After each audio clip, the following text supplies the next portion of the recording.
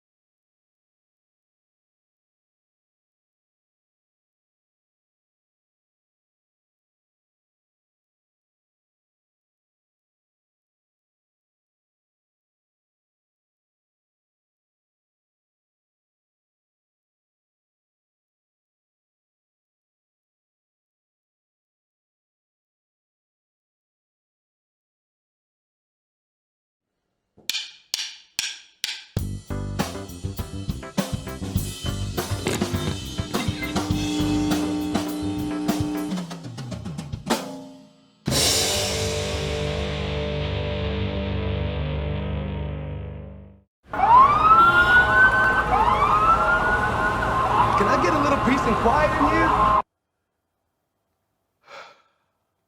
I gotta be honest. It's easy to think about peace as a bubble. Ignoring the world so that you can chill out and get a little you time. Or maybe you think of peace as a simple agreement. You do your thing, I do mine. Then we don't have to worry about each other's problems or the ways we're different from each other. Or you might see peace as a big, grand thing. General, this treaty officially ends all wars. But true peace doesn't look like any of that. True peace is messy. It takes hard work and creativity. It says, how can I listen to you first before I speak? It says, how can I learn what it's like to walk in your shoes before I try to fix it? How can we get creative to find a way through? See, when you do the hard work of making peace, others can see God at work in you.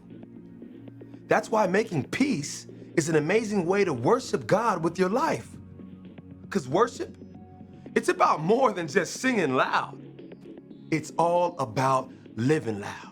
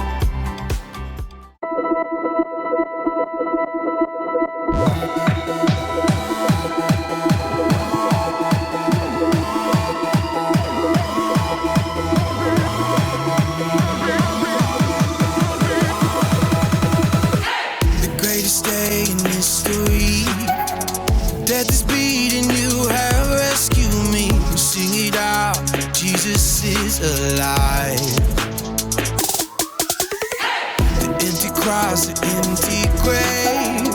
Life eternal, you have won the day. Shout it out, Jesus is alive. He's alive. Oh, happy day, happy day. You wash my sin away. Oh, happy day, happy day. I'll never be the same. Forever I'm changed. I'll never be the same. When I stand in that place, realize meeting face to face, I am yours, Jesus, you are mine. In this joy, perfect peace, earthly pain finally will cease. Celebrate, Jesus is alive. He's alive. Oh, happy day, happy day. You wash my sin away. Oh, happy day, happy day. I'll never be the same. Forever I'm changed. I'll never be the same. Oh, what a glorious day, what a glorious way. You have saved me, and oh, what a glorious day, what a glorious name. Oh, happy day, happy day. You wash my sin away. Oh, happy day, happy day. I'll never be the same. Forever I'm changed. I'll never be the same.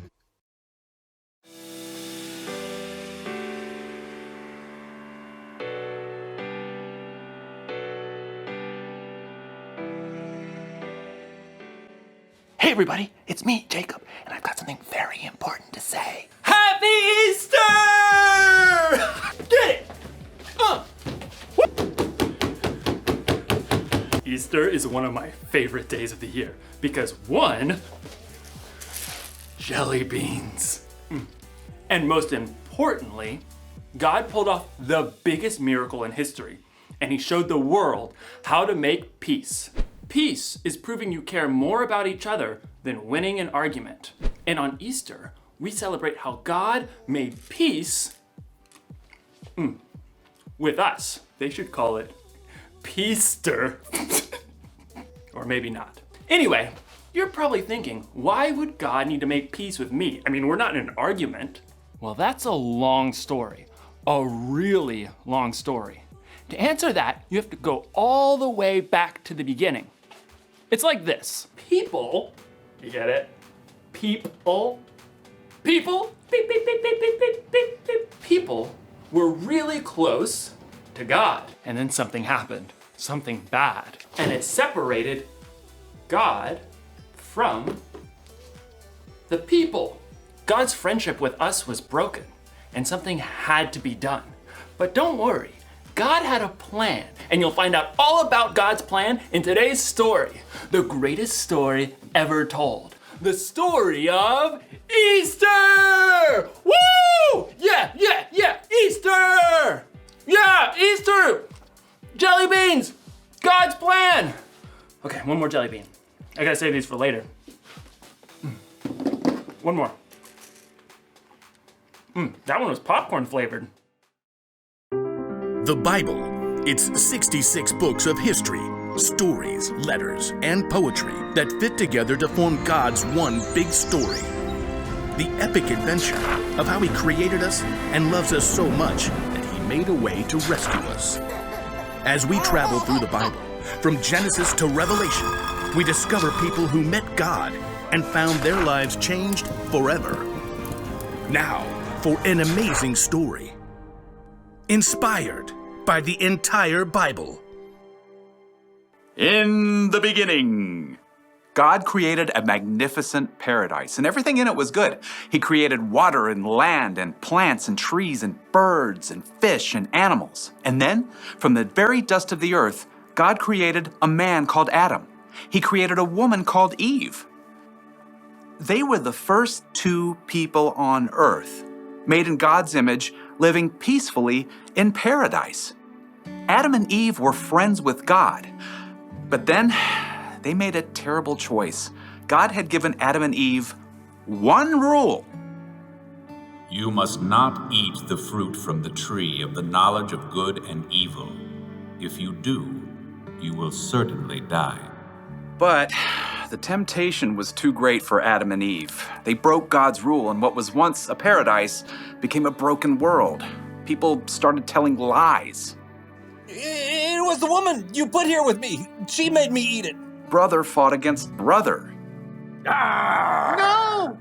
Selfishness spread through generations. When there had been peace in the garden, now there was pain and sin and death separating people from their Creator. But God had a plan to make peace once again with the people He loved so much. Hundreds of years after Adam and Eve broke His rule, God chose a man named Abraham and said, All nations on earth will be blessed because of you. Look up at the sky. Count the stars if you can. That's how many children will be born into your family.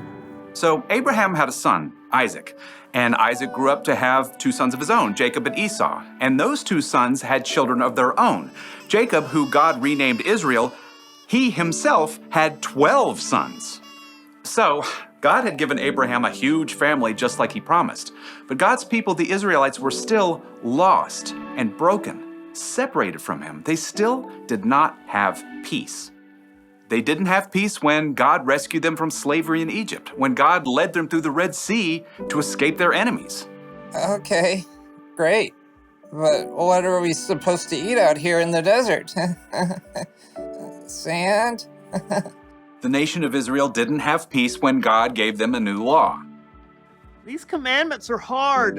We want a king like all the other nations. They didn't even get peace when God gave them a king. The king's laws are no fair. We want a new God, like all the other nations. Nope, nothing gave God's people lasting peace. They were still lost and broken and separated from God for thousands of years. But God had not forgotten the promise He made to Abraham. All nations on earth will be blessed because of you. God still had a plan to show the people just how much He cared for them. He knew this broken world would never be able to rescue itself, so God made a way. God sent His Son, Jesus, to bring peace on earth once and for all. Jesus grew up and He taught people love and compassion, forgiveness and grace. He healed the sick and befriended the outcasts. He saw what was wrong and made it right. He loved the world and its people so deeply He gave His life on a cross to pay for the sins of the whole world. Father, forgive them. They don't know what they're doing. In Colossians, the Apostle Paul tells us God made peace through Christ's blood, through His death on the cross. When Jesus chose to give up His life, He paid the cost of every sin ever committed and every sin that had yet to be committed.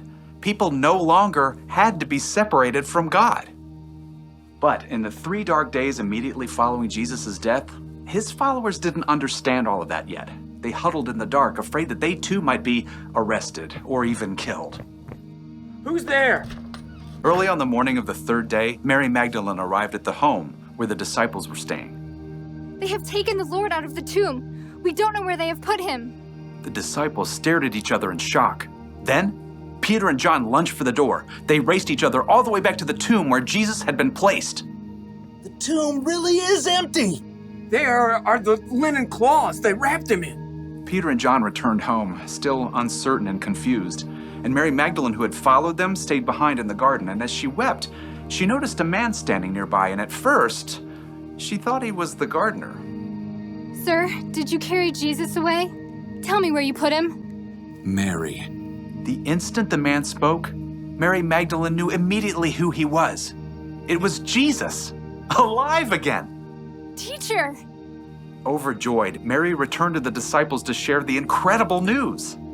I have seen the Lord! It was true. Jesus had come back from the dead.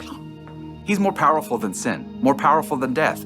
And through him, we can have peace with God and work toward peace with others as God intended from the very beginning.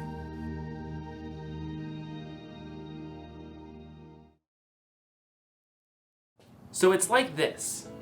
All of history, every moment of God's story led up to the life, death, and resurrection of God's Son, Jesus. Sin separated people from God. That was a problem that we couldn't fix. So God sent his Son, Jesus. And after Jesus' death, he beat sin.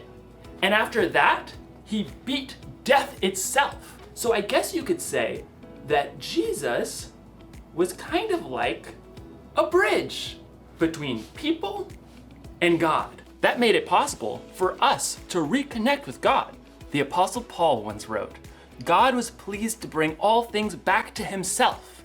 God made peace through Christ's blood by his death on the cross. Because of Jesus, we can be close to God again. We're at peace. Jesus is alive, and he's made a bridge that will last forever. So, here's the one thing to remember today. God made peace with us. Remember that this Easter.